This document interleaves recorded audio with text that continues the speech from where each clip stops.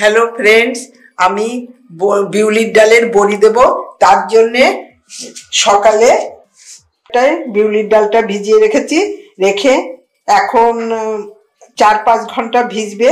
ভেজার পর ভালো করে ধুয়ে কালো খোসাটা তুলে নিয়েছি, নিয়ে ঝুড়িতে জলটা জিরিয়ে নিয়েছি। এইবার আমি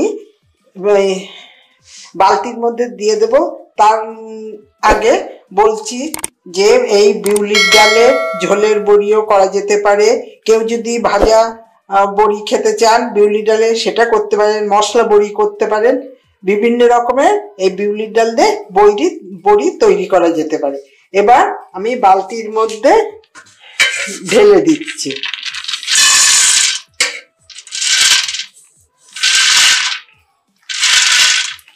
জলটা ঝরে গেছে, এবার বালতিতে দিয়ে দিচ্ছি।